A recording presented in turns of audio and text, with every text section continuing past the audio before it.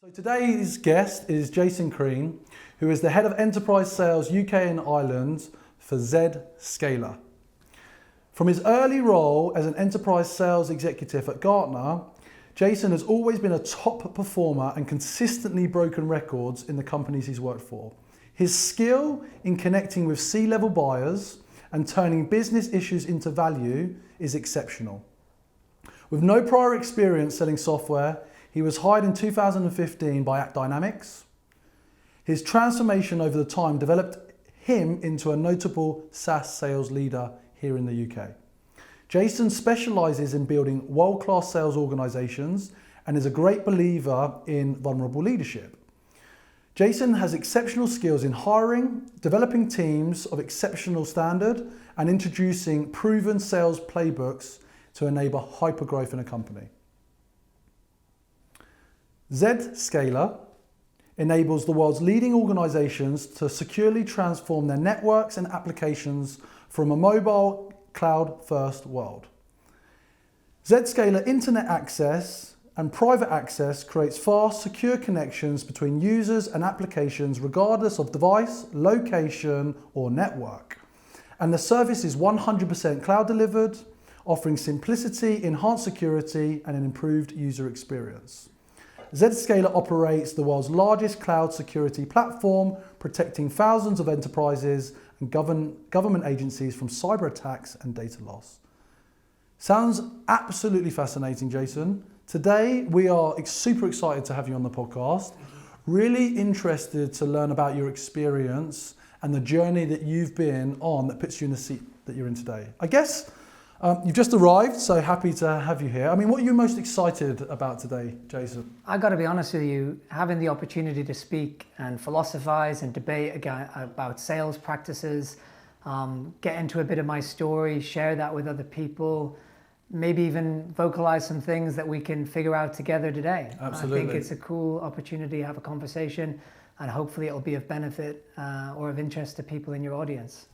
Really excited. I mean, as we talked about previously, you've spoken at one of our events in the past, and I think you've been able to demonstrate a kind of very clear approach and framework for success. I think what I'm keen to do is kind of understand a bit more about that successful sales leader that you are. Sure. So I think if we can kind of, with some depth and honesty, just be open, I think it's going to allow people to get a better understanding of kind of what you're about. So I'm really excited about this. Cool. What's the first thing you think about when you wake up? Well, I was thinking about this, and it's part of my New Year's resolution. Like, traditionally speaking, I'd wake up at 6 o'clock, I'd turn over to my left, and I'd pick up my phone and I'd begin work. And I got into this habit of thinking that my day really then started at 6 o'clock, and I didn't really think about anything else but what was on my phone from maybe 6 a.m. till 11 p.m. at night. And I found that limited my ability to have free time to think, to be creative, to ponder, to not have the phone dictate every single action or every single thing that I needed to do in that moment. So my New Year's resolution is screen limiters, where between the hours of 6 and 7:45, the phone is unavailable. So that gives me the freedom to maybe listen to music or listen to podcasts or do some thinking or read a book without being consumed by incoming messages from the US overnight. Because it's naturally consuming. If your CEO emails you overnight and you get it first thing at 6 o'clock, you're not going to be able to think about anything else until you deal with that action. So it limits your ability to maybe do some meditation or do some exercise without being consumed by what's on your phone. So when I wake up in the morning now, I try to think of the things that are more creative, like what's going on with my team, what could I be thinking about today, what could I achieve? Let me do some exercise. Maybe I can get in some meditation before I get to the office. Maybe I can continue with that podcast about some fictional story about some character that has nothing to do with my day-to-day, kind of rigor and process. Yeah. So it might be contrary to what you were thinking, but I'm trying to get away with between the hours of 6 and 7:45 being consumed by work. Well, it's interesting. I think interesting knowing you as well. You've even created structure for free time, though. So you've prescribed yourself a break, Oh my God, yeah. but you are actually still thinking about how you're actively going to use that time, which is making you productive. Yeah. I'm keen to understand where maybe that it comes from. You know, when you think about the inspiration and motivation you've developed over the years to get you where you are as a top performer, as a sales leader. So where would you like to start with that? Well, where does the original inspiration come from? I guess from a kind of driven for success attitude. Okay, cool. So my dad's an entrepreneur. Okay. He's definitely a clear source of inspiration because, whenever I was little, he would tell me great stories about some of his success and failures and adversity that he overcame. And I knew the struggle that he put himself through to provide for our family. And he was really open with that about us. He never kept it private. So an example of that would be we were in a state school when we were really young, and I was getting bullied at the school. But I must have been about 7 years old, and he couldn't afford to send us to private school at the time. But he convinced the bank to put the house up as collateral in case it all went wrong, meaning that he prioritized our education and backed himself to figure it out. And he always said to me, well, I knew I wouldn't lose the house. And by providing himself no plan B, he backed himself and put himself into an uncomfortable position to make it happen. And that's always been a story that I remember because throughout my career, as you'll see, I'm always putting myself in uncomfortable positions because I feel it's the greatest action you can take to self to force yourself to grow. So, whenever you enter a new year or a new company or a new career, if you can put yourself in the most uncomfortable position that you feel, it forces you to develop, because if you don't find a way out of it, you fail. I think that's really inspiring. I mean, thank you for sharing. I think that putting yourself in uncomfortable positions is an unnatural choice for people. And I'm kind of curious actually on that topic around how do you create or seek out uncomfortable positions without putting yourself too much at risk. Mm-hmm. Is there a point in time that you make a decision? If you bring it into the context of your career, you might take a step up in a promotion, you might take on a new territory, you might decide to move company. Are you making those choices with challenge in mind, or does this just happen to be the way you design how you think about developing your career? Okay, so there's probably a skill-will element to it. Yeah. So definitely to your point, putting yourself in uncomfortable positions without being prepared to take advantage of the opportunity is foolish. Mm-hmm. But it starts with a mindset, right? So if I have the mindset that I'm going to take on a big challenge, that has to be the cornerstone, because it forces you to go, well, what do I need to be in a position where I can take advantage of that opportunity? So without the will as the basis for wanting to put yourself into uncomfortable positions, it doesn't give yourself the best opportunity to learn the skills necessary to get ready. Mm-hmm. So I think it comes from a desire to, maybe in an early age, to get into the habit of putting yourself in uncomfortable positions and accepting the consequences of those things maybe going wrong. It's a cliched expression, but getting used to failure and adversity and getting comfortable with that is a really good thing as a young person to do, because you might find that when you need to take it, maybe you're not prepared to do so if you haven't got into the habit of, forcing yourself to fail to some extent. I love that analogy. When you think about seeking people to join your team, mm-hmm. What are you looking for in terms of those attributes, characteristics, the way they present themselves? Well, as you probably gathered, we've come up with a pretty simple formula around that to enable us to scale hiring and get it right. It's not something that I've come up with as an original thought. This is all from learning from other people. But if you think about what made me successful as an individual contributor, it's quite reflective in the traits that we look for. So the first one would be resilience. So as you find in stories of success, those that never give up, in the end will be successful. So if they're willing to keep going time after time, eventually they'll get there. So that resilience to wake up every morning in the face of adversity and not give up, and look in the mirror every day and think, I'm going to get after it again, is a really core trait that we look for, because undoubtedly it's not going to be easy. And if you commit to the learning that we will give you and develop you with, you'll come to a point, maybe it's in the first 3 months or first 6 months, that you might feel like giving up because it's hard. Nothing that was ever achieved that was great was easy. So otherwise everybody would do it.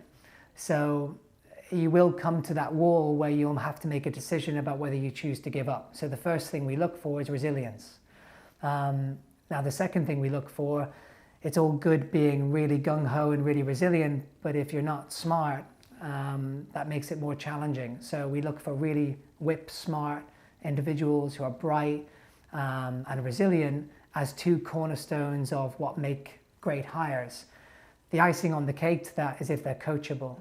So if you hire bright people who are super resilient and very open to change, I mean, that's a recipe for brilliance. Because imagine hiring people that will sit there in front of you and say, I'm never going to give up, and I'm bright, and I will take on board everything that you've got to give.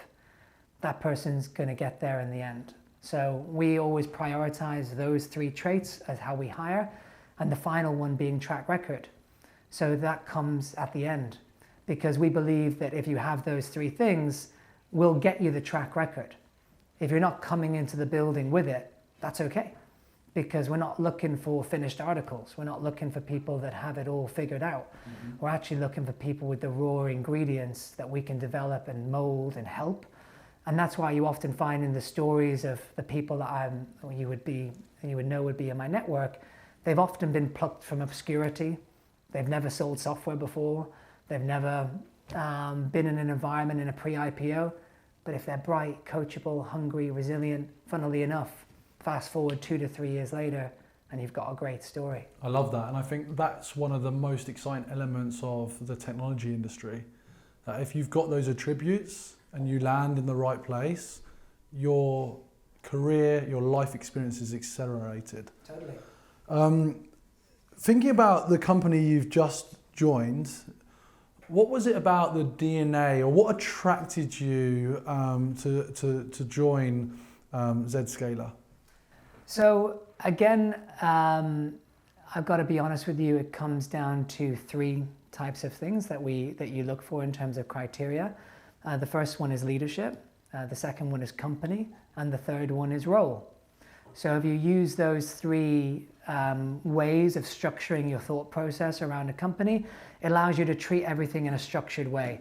So the best thing you can ever do in your life is follow great leadership, because leaders that are great often make great decisions. So the first thing that you find is they validate a lot of the things that you might not be able to uncover as an individual, because you don't have the experience, you don't have the wisdom, maybe you don't have the insight.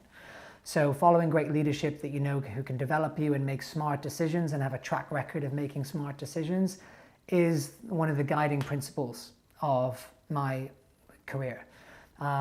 Also, if you have champions of you as an individual and you seek those people out, that can be a game changer to accelerate your career. So sticking with people who you feel you have loyalty with, who can develop you, who care about you, not only you, but your family, they care about what you care about. That's the most important thing. Then you extend that leadership onto the CEO and the founding team and the executives. And you think, well, who is the CEO? Has he done it before? In our case, this is the 5th company that our CEO has founded and sold. So we're talking about a veteran of Silicon Valley who has done this before. Then you look at the team that he's built around him and thought, not only is he brilliant, but he's able to hire world-class individuals. And you think, wow, this is starting to shape in terms of leadership. Now, obviously there's more to that, but to accelerate your question, then you look at the company's fundamentals. So you think, well, what's the product market fit? How big's the TAM? How fast are they growing? How fast are they growing in comparison with other companies?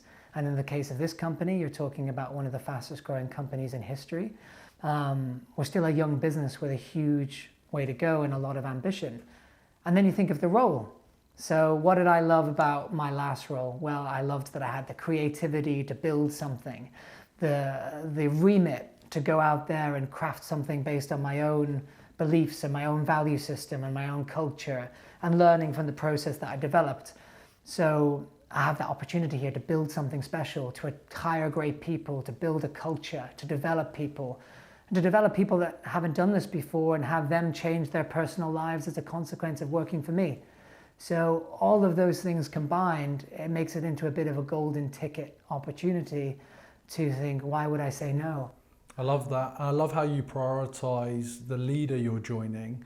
One of the things that we care about at Sales Confidence, as you know, is helping people at each stage of their career develop with their performance, their mindset and their overall well-being. But often I think because of the way job boards are designed, Sure.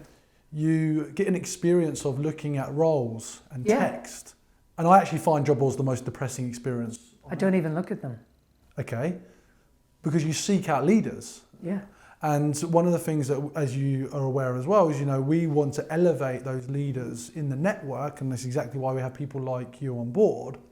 I guess, is there some examples, if you're comfortable sharing, is there a particular leader or leaders that have inspired you in your career that you've been attracted to on the journey that you've been on? I mean, definitely, and many leaders for different reasons and for different times in my life. Yeah. So if you think of my dad as the first one, maybe, even though it's not someone you worked for, it's someone that maybe crafted a lot of the early traits. Mm-hmm. And what is a leader? Someone that you hold in high regard, sets a great example, lives by his actions, is able to tell you great stories and inspire you and encourage you and develop you. So fundamentally, maybe one of your parents or your mentors or your teachers at school might be your first leader. Then when I joined Gartner, that was the first breeding ground and foundation for me to learn. And there were many people that really inspired me and encouraged me. One of them was a guy called David Hunter, who is now running the emerging markets there at Gartner. He's an SVP, but when he hired me, he was a first-line manager. And I think he just really encouraged my natural traits. Mm-hmm. So maybe I learned a lot of the process stuff at AppDynamics, but he really encouraged that grit and that he's like, go after it, Jason, crack on, you've got a lot of talent, and gave me that encouragement and confidence. And then when I joined AppDynamics, it was kind of like, wow, I've got this now insight into a whole group of people that have developed this science around scaling sales and taking what might be seen natural to me, but making it applicable to a global business and being able to measure it, predict it, develop it in other people, and then being able to take those individual contributors and give them a framework to develop other people to be great. Because one of the things about just being naturally good is it's very difficult to pass on to other people. So having the first experience around developing my natural skills and then going into AppDynamics and getting the confidence to put a framework around it, like Jeremy Duggan and Steve McCluskey and Luke Rogers, and the person that then ended up being a real mentor to me, Ismail Elmas, who then has sort of remained a mentor. Now I'm working for at Zscaler. So again, to my original point, you follow great leadership. Love it. Doubling down on kind of sales, your approach to sales, is there some fundamental aspects of a sales process that you follow day to day that makes you deliver successful outcomes? Well, yeah, of course. And I don't know how much you want to go into this, but we follow a very rigorous sales methodology that is a combination of factors, including MEDDIC as the qualification criteria, the leading indicators as a way to measure and predict activity that each individual needs to do on a weekly basis to ensure that they stay on the right course. And then ultimately the way we engage with customers and add value. So these three things working in combination allow us to predict and measure activity, to qualify where we are in a deal at any one point and make sure we can diagnose risk effectively, and all use a common language within the company to find out, what we need to do to be successful. And then ultimately, how do we take those components and not make them all about us, but make them about adding value to the customer? So how do we take those things that we might want from our business, but make sure we make it all about adding value to the customer? And those three things we could spend a day, James, discussing, and maybe it's of interest to your community to get a deeper insight, because I get a sense from my recruitment that everybody's fascinated to learn, tell me about this process that you guys have. How did you build AppDynamics to be such a successful company? What was the ingredients? And unfortunately, I'm probably not the best or the original source of that information, but I'm someone that learned it and have put it into practice. And I think that's something, as we're developing some of our other serverless offerings, particularly from the membership side of things, like how can we impart that expert knowledge in a way? But for today, there's some things you mentioned there that we can develop going forward. Because of the perspective and the journey that you've been on, do you have a view on where the future of sales is going based on where you're sitting today? I have a couple of thoughts on it, but I wouldn't say that I've given it a huge amount of thought. So I would say around the part of pipeline generation, I think that we've relied on a lot of art there traditionally to get new business meetings. And I think we rely on people's charm and wit and grit to get into companies. I think there's a lot of opportunity there to be much more automated, efficient, predictable in that course of things, and that's why companies like SalesLoft and like Gong and Outreach and all of these different platforms are giving people the insight and data to make smarter decisions about how they can pipeline generate and ultimately improve conversion, improve the volume of new business meetings that can be done, which ultimately leads to a higher conversion of deals. So that's a critical area where I think technology is really playing a part in enhancing the art of sales. But I think within the deal progression side of things, I mean, that comes down to people. I think I don't see really a substitute for brilliance and hiring and development, because ultimately we do business with people. And I think that our methodology and the process that we run is probably for the moment, for the foreseeable future, at least as far as I can see, the best way of improving our sales execution there. I think there's definitely an opportunity to break that down over time, and I'd be curious to explore that with you. You mentioned earlier about being inspired to develop your confidence from the leaders that you've worked with, or in your own father. Where does that confidence, where do you develop your confidence when you think about what you do?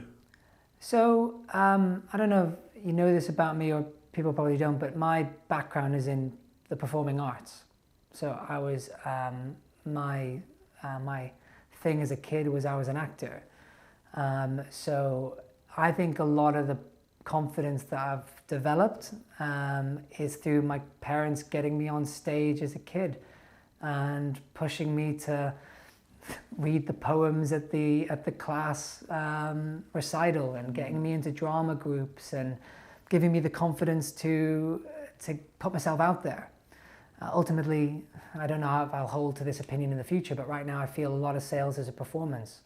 So when you're meeting with customers, ultimately you are trying to inspire them to think differently, to change, to buy. And that all is about connection, and it's about a message, and it's about talking. Well, listen, I didn't expect that answer at all, and I think that's interesting. You know, you and I were talking last night in preparation about, you know, the lighter side to Jason. There's a few jokes I could make, I won't. But also, just to kind of take a little bit of a pause, you know, what are the things outside of the profession? You know, what are the things that like you get a kick out of? You know, that just I guess you get. You know, you're someone that's clearly dedicated to your craft, right? And that's made you very successful. Even the way you articulated how you think about, you know, your morning routine now, but kind of away from that, what's a lighter side to you that you know, you're comfortable sharing just from your own kind of life experiences? So, all right, so I haven't prepared any of that. So that's why I asked you. Let me have a think. So one thing that people may not know about me is that first and foremost, I'm a family man. Okay. So I have a 2.5-year-old boy and a 6-month-old boy, right. Phoenix and Icarus. When I get out of work, I'm a husband and a dad first and foremost. I'm that first and everything else second. So I mean, you're a father as well, so I guess you would probably think that that's got to come front and center of everything that you think about. Now, that's not necessarily a good answer to your question about the lighter side, but it's probably an important element of what makes me who I am. The thing that people probably don't know about me is I lived in Nepal for about a year of my life when I was a younger guy, and I was, if you were to see my Instagram account, you would see me with long hair, probably down to here, like in a Buddhist monastery living there. I did some crazy things where I decided to go and walk for 2 days out into the mountains on my own with just enough food for 21 days.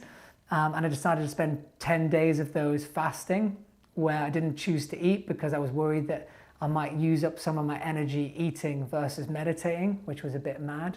And in fact, when Steve McCluskey met me to hire me for Appdynamics, he said, Jason, I'm unconvinced if you'll be very good at this job, but anyone who's nuts enough to go and spend 2 days walking into the mountains, not eat for 10 days, is probably crazy enough to figure out how to sell software, so we'll give you a shot. So that's certainly a side to me that's... That was a good bet. Yeah, that was it. Well, I mean, yeah, he would say it was a good bet, I think. Well, no, that's interesting, and I know there's lots more to explore, but it's interesting to hear, behind all of the successful front that high performers like us have, there is more elements to us, right? Oh, definitely. And I've enjoyed recently. I'm keen to just to go off topic here. I've enjoyed recently. You've been doing video online, in a kind of a lighter way. What's inspired you to kind of put out video at the moment? So a couple of things. So again, I gave this a lot of thought. So the first one would be, I think platforms like LinkedIn and other platforms, you're underusing them if you don't think about using them as an opportunity to put yourself out there. Because let's say you have an expertise and you're coaching your team. What's to say that expertise and coaching wouldn't benefit everybody? Agree. So wrapping up things that you're teaching people and thinking, well, maybe this would be of benefit to other people is a wonderful way of doing it. And you have a platform there that's available to you to go and do that. So I thought it was a great way to scale the coaching that I was giving 8 individuals and thinking, well, maybe I could teach hundreds or maybe even thousands of people with some insight there. I also, more from a business standpoint, think it's a great way for people, as per following leaders, to see a bit of insight into maybe what makes me tick. Would I want to work for that person? Maybe I wouldn't be able to figure that out in one interview, but maybe if there's some content there that helps me figure out what that person's about, it gives them a chance to see the real me. Hence why there's stuff about my family in those videos. And it's really, I'm trying to be as vulnerable as I possibly can to say, I'm not trying to be something I'm not. I'm saying, here I am. Here I am on full spectrum. Feel free to look at me and feel free to make judgment on me, and I'm okay with that. So that's another aspect. And the final area would be, I think, I've noticed that building a content business is actually potentially a really important thing of the next 10, 20 years of our lives. We all have an expertise to share in some respect. Maybe it's you can play the piano very well, or maybe you're great at cooking, or maybe you're great at sales. And why not use that as an opportunity to develop content? And because maybe one day that would be valuable. So I think those 3 aspects are probably the guiding principles of me doing it. I'm trying to fit it into my routine to make it. I'm sure you feel the same.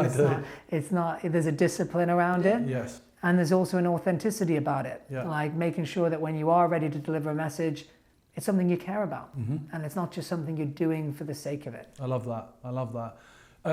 At the beginning of this, I kind of opened up about you talking about kind of the vulnerability and leadership. Yeah. I'm just curious, from the perspective of, the more difficult side of kind of building a career that you have, is there something, challenges or hardship-wise that you've had to overcome during your sales career, that you're comfortable sharing, that might be valuable to the listeners? Yes. So cut me off if I'm going in the wrong direction. But when I arrived at Appdynamics, I had this belief that I was the finished article.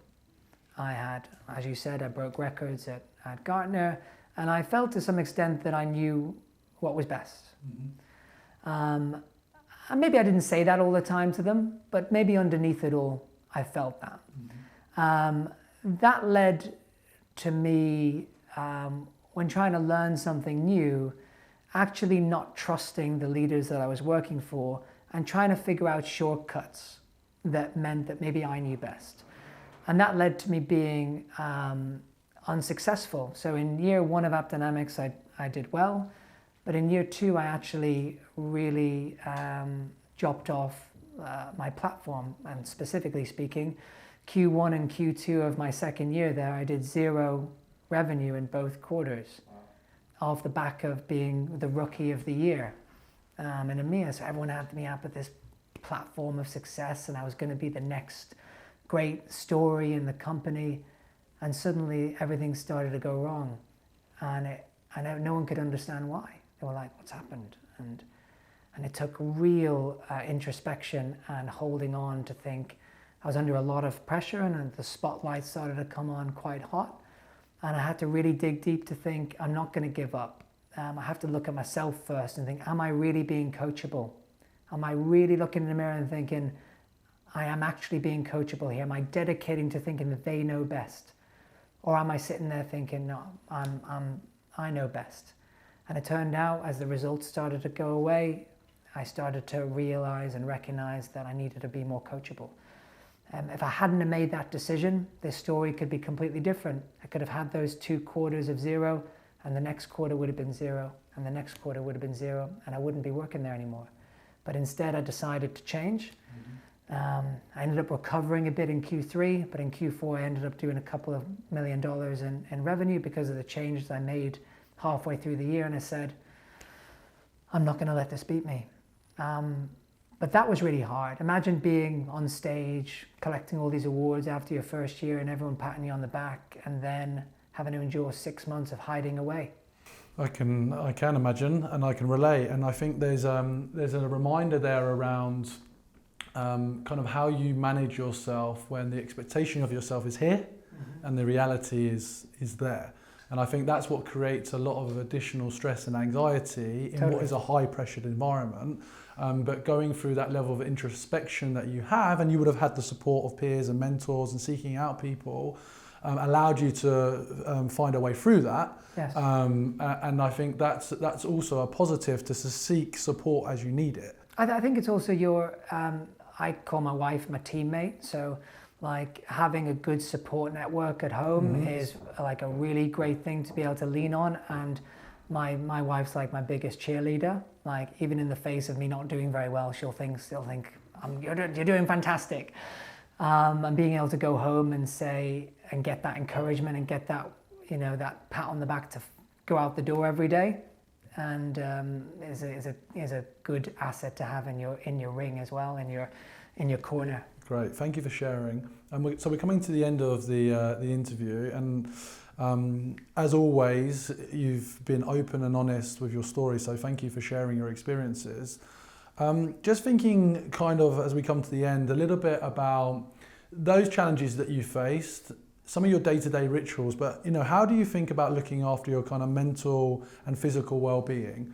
Are there kind of activities that you apply yourself to stay, I guess, well, and make sure your level of dedication to performance stays sustainable?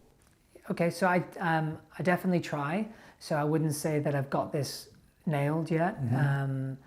If you were to ask me what is the biggest thing that I think I could change in my life that would have the most dramatic impact on my mental health and my success, I would unequivocally say meditation on a daily basis. I'd say if you could do 20 minutes of meditation each day and find that time to be present, to be quiet, to just not be consumed by thoughts, you would notice a huge degree of silence in your life that would allow you to feel more settled, less anxious, more comfortable, more confident in front of other people, less monkey mind. So I would say that is the one thing that I'm trying to be as disciplined as possible around. It's not easy when you're consumed by noise. Hence why the screen limiter is a great way of keeping some notifications at bay and just giving yourself some space to actually have the time to do it. Because as high performers, we get drawn to fixing things. Sometimes we don't put ourselves first. So that would be one thing. I think I bought a treadmill for the house. So now I can just roll out of bed and even in my pajamas, put my trainers on. Got no excuse anymore to do that. That was a great investment. And those would be the two things. If I could meditate and get on the treadmill a few times a week and limit my screen time, making sure that it doesn't become my whole guiding principle, I think that would solve the vast majority of problems. Great. So as we wrap up, and thank you again for being here today, do you have a final parting thought, something that you want to share the listeners, impart some final knowledge? Again, haven't prepared an answer to that, but I would say that many people that engage with your community are doing so because they're trying to better themselves. And they're trying to seek out people who will help them be successful. And I would tell my passing thought to all those individuals that are trying their best is to not be too hard on themselves. I would say that we have this real nasty ability to be quite unkind to ourselves whilst we're going through this journey and not giving ourselves a pat on the back and celebrating the small wins along the way. So for example, if you're out there and you're a BDR and you booked a new business meeting today, so what if you're not doing $1 million deals? That's a small win in your world, and you should celebrate that, and that should be celebrated just as much as anything else. So I would say don't focus so much on where you're going, but enjoy the activities that you're doing that are making you better each day. Because if you focus on those behaviors, the outcome will take care of itself. If you focus on the outcome, you'll end up panicking about all of the things that you're not doing before you get there. So I'd say to everyone which is in your community that are probably listening to this podcast because they're trying to seek advice, is you're probably 75% of the way there already. And just think of everything in terms of marginal gains. Don't think that you've got like a huge way to go and you should feel anxious about it all the time. Maybe the biggest thing you can do is have confidence. Maybe confidence would solve a lot of your problems. Let's say they solve 30% of your problems just by being brave enough to pick up the phone. So I'd probably say that.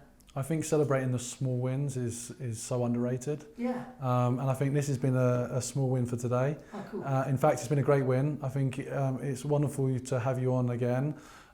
Hear some more of your expertise. I'm looking forward to sharing more. Jason, it's been a pleasure.